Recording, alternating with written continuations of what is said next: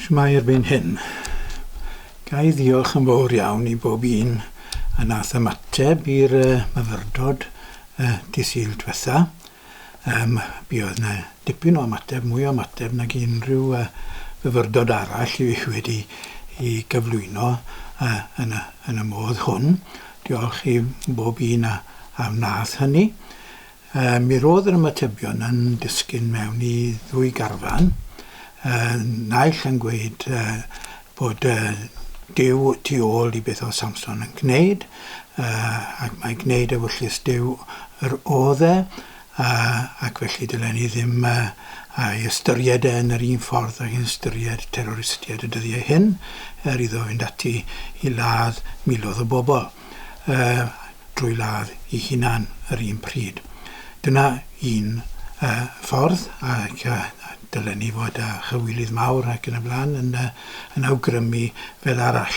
Mi roedd lladd, y ffordd o Samson yn lladd yn ffordd gysegredig, ddiwiol o ladd. Dyna un ymateb. Ymateb arall oedd y dyle stori Samson cael ei dorri mas o'r Beibl yn llwyr. Oedd e'n gywilyddus bod y fath storiau yn y Beibl. Wel, gyda'r ddadl gyntaf yna, mae rhaid I fi fynegu. Mae nid ewyllus Duw oedd yn cael ei gyflwyno yn Myfyrdod Samson, bod awdur llyfr y barnwyr yn dweud hynny. Ond y dealltwriaeth o Dduw ar y pryd oedd yn gwneud i'r awduron I sôn am Dduw yn y modd hwnnw. Fi'n bersonol yn credu bod Dduw yn ddigyfnewid. Ac felly mae'r datgyddiad ohono yn Iesu yn datgyddiad cyflawn. Ac mae unrhyw beth arall sy'n cael ei ddweud am Dduw yn y Beibl sydd yn mynd yn gros i'r datgyddiad yn Iesu yn ddim yn unol a ffordd Iesu o weld pethau, felly ddim yn unol a ffordd Duw o weld pethau. Ac ynglyn â'r ail ddadl am dorri'r storiau fel hyn mas o'r Beibl ac yn y blaen, gallai ddim anghytuno fwy. Mae'n bwysig bod y storiau hyn yn cael ei cofnodi, oherwydd yr hyn sydd gyda ni yn yr Hen Testament yw yn gyntaf dealltwriaeth pobl mewn oes arbennig o siwd oedd Duw yn gweithredu. O'n nhw'n gweld Duw fel Duw cenedlaethol, fel Duw oedd yn Dduw I ardal arbennig ac I bobl arbennig. O'n nhw'n cydnabod bodolaeth Duwiau eraill ac yn weithiau mynd I addoli y Duwiau eraill hynny. Ac mi roedd y Duw hwnnw yn Dduw oedd yn helpu y bobl yn filwrol ac yn helpu nhw amser nhw'n cyflawni trais ac yn y blaen yn erbyn I gelynion. Mae Duw fel na oedd Duw tebyg ond yn well wrth gwrs na Duwiau eraill yn y cyfnod hwnnw. Dyna fel o'n nhw yn ei weld Nes dim dadl ynglyn â hynny, dyna ffordd o'n nhw yn ei weld yn y modd hwnnw. Ond ynglyn â'r ddadl arall y dylid torri'r pethau hyn mas o'r ysgrythurau, gallai ddim a chytuno a hynny oherwydd mae'r Beibl yn cofnodi y cymeriad a'r personoliaeth dynol. Mae'r Beibl yn cofnodi dynoliaeth yn ei gwychder ac yn ei gwendid, ar ei gorau ac ar ei gweitha. Mae e'n cofnodi ymdrech I ddod I adnabod y dwyfol, I ddod I adnabod ystyr bywyd a phwrpas bywyd. Mae'n cofnodi beth yw'r cread yma, ffordd mae Duw wedi dwyn y cread yma I fodolaeth drwy ei gariad ac yn y blaen.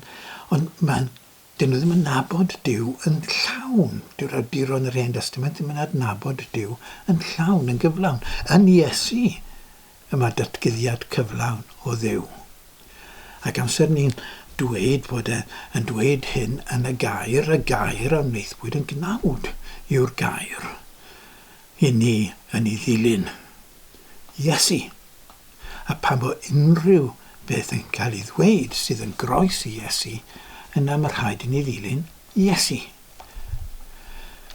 Mae yna rai yn dweud bod yr ysbryd glân sydd yw awdur yr Hen Testament mewn gwirionedd, mae bod yr awduron yn cofnodi beth yma Duw drwy ysbryd yn dweud wrthyn nhw i gofnodi.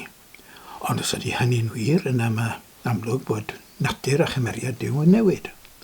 Ac wedi newid yn ddirfawr erbyn cyfnod y Testament Newydd. Gallai i ddim derbyn hynny.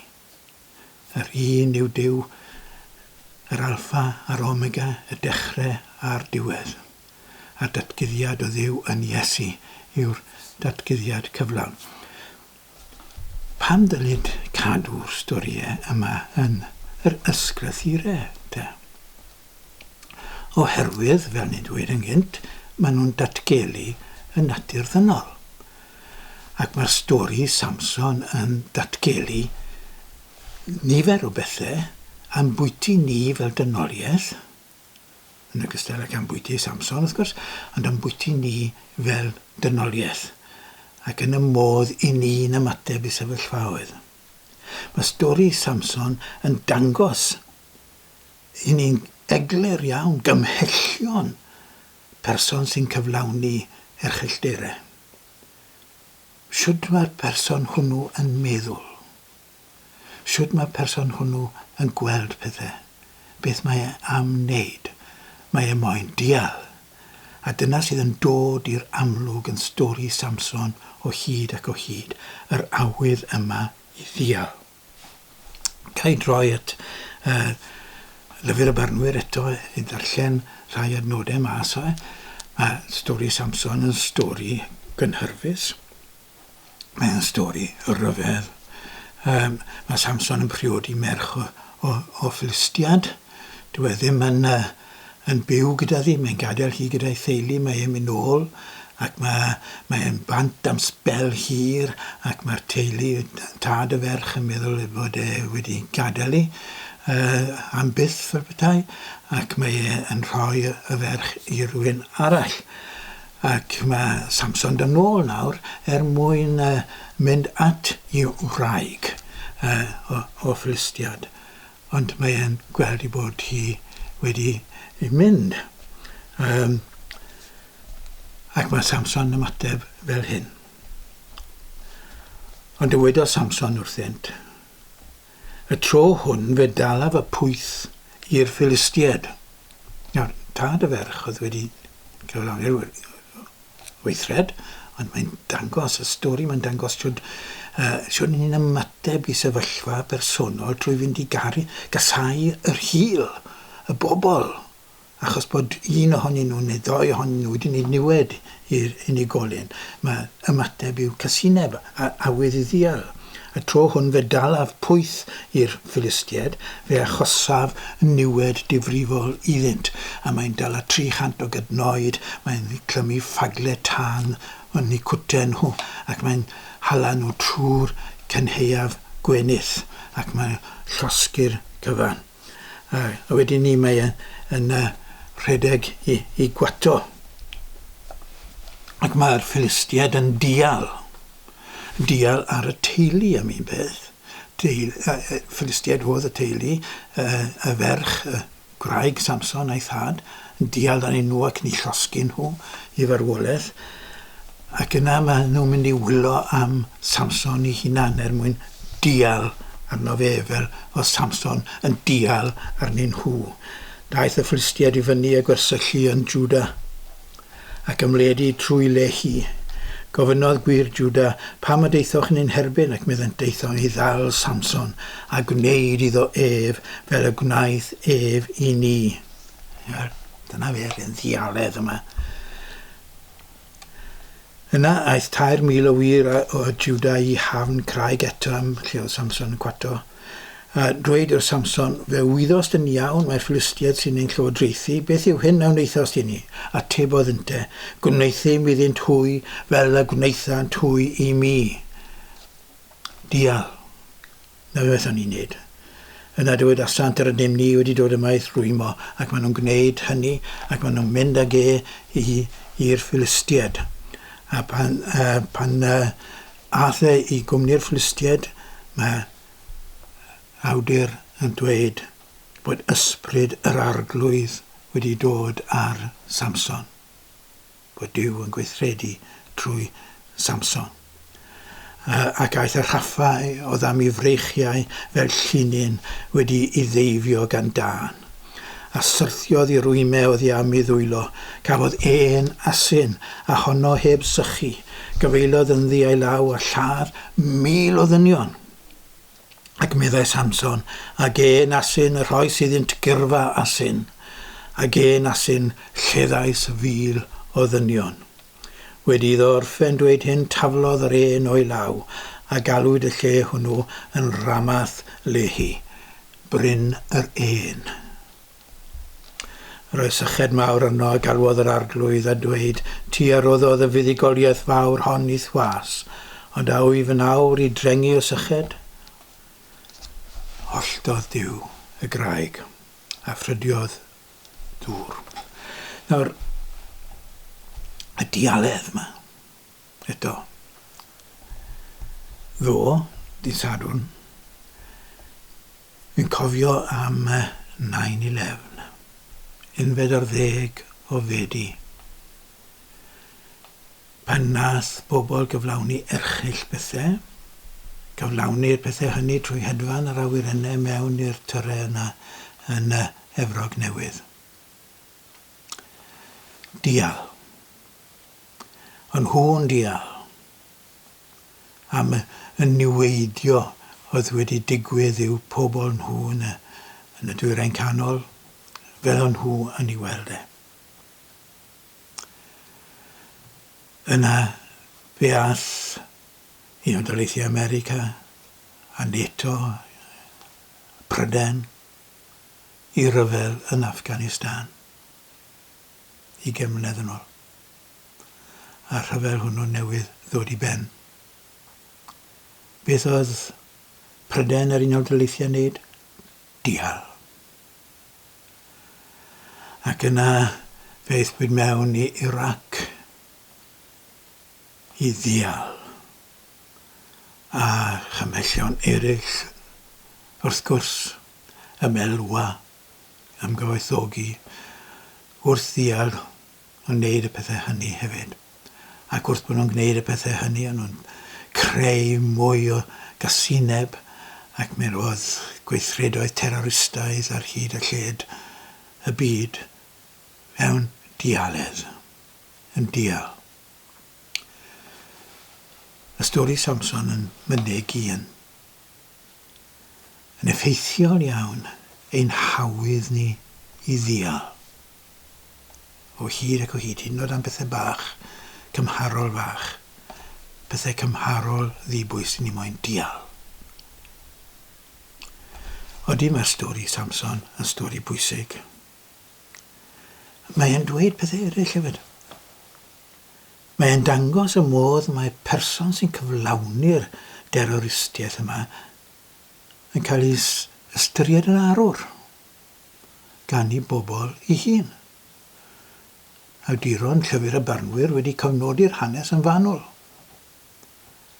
Maen nhw'n ystyried Samson yn arwr.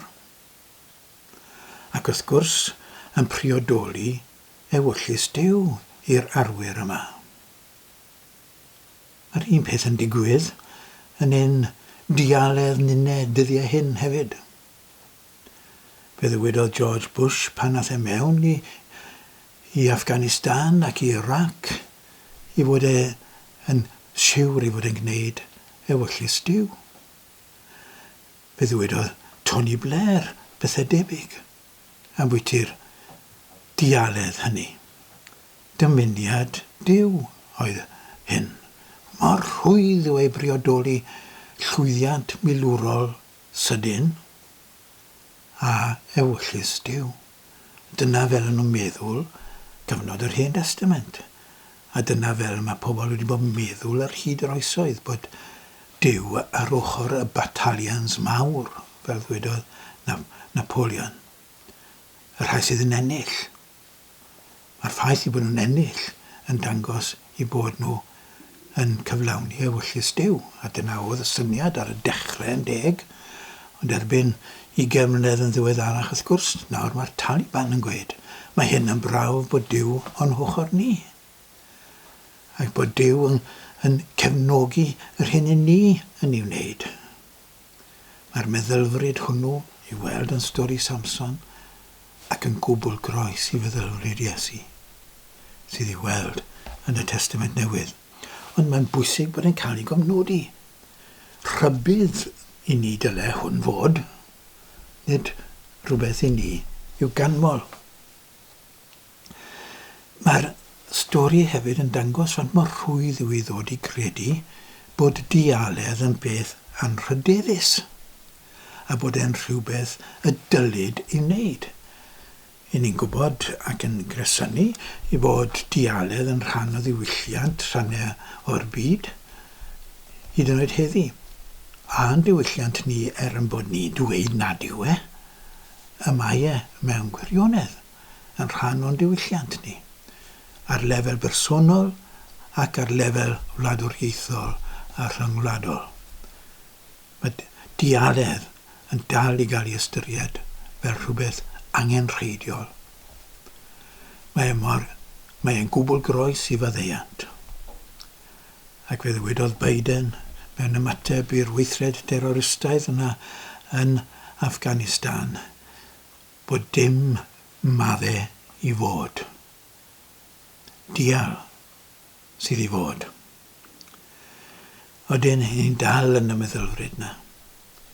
Ni'n dal yn y meddylfryd yna, mae'n cael ei gofnodi mewn modd mor effeithiol yn hanes Samson. Ni'n dysgu rhywbeth am y natur ddynol os ydyn ni'n dod at y stori yma o'r cyfeiriad ac o'r perspektif cywir. A'r perspektif cywir, perspektif Iesu.